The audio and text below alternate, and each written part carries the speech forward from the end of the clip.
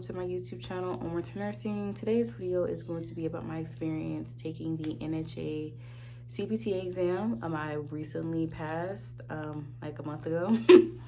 I passed the first time around.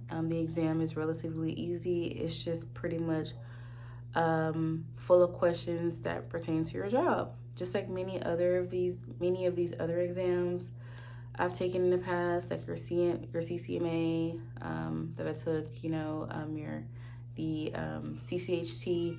All the questions that you're going to have are pertaining to your role. And if you're going to be efficient at your job, then you definitely want to know those questions.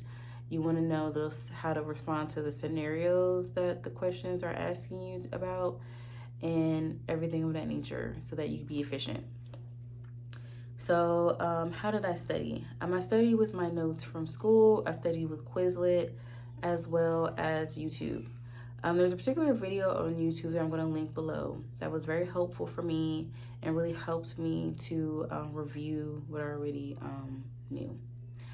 And so that's what you really want to do.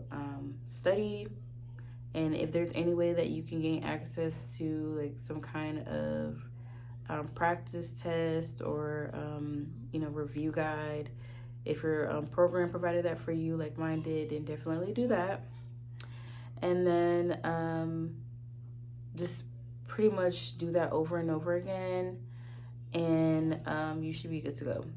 And if you are already working as like a phlebotomist without a certificate, you'll be much more prepared. The same with being like a CCMA. If you already are working without a certificate, you're definitely going to be prepared because you already are performing the role. And so the exam is pretty much just that, questioning you on your role. Like, for example, with the CPT, it'll ask you maybe some questions pertaining to how to interact with the patient. There are possibly questions on there like that.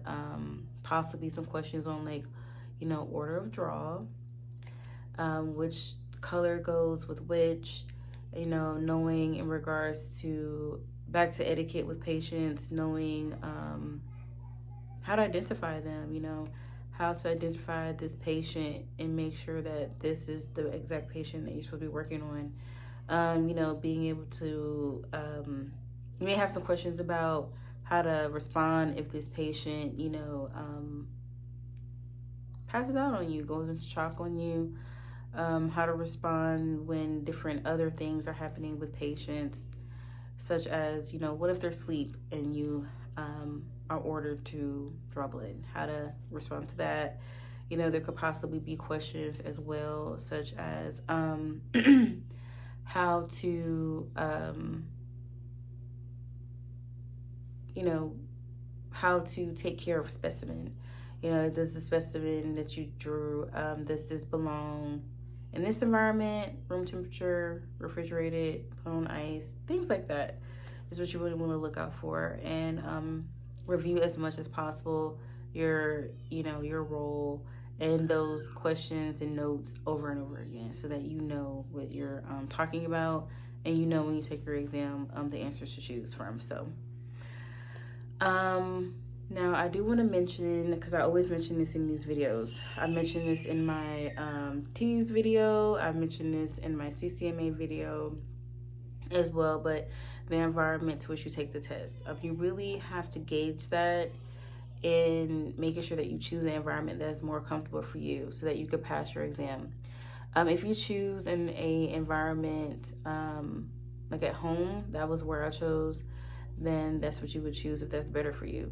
For me, I like to be in an environment that's quiet while I'm taking my exam, because sometimes other people, making noise, maybe coughing, or like they're, clicking, or, if they're sneezing and stuff, that can throw me off. At home, it's just me. Usually when I take my exams, I schedule it to where no one's home at all. And so it's extremely quiet for me.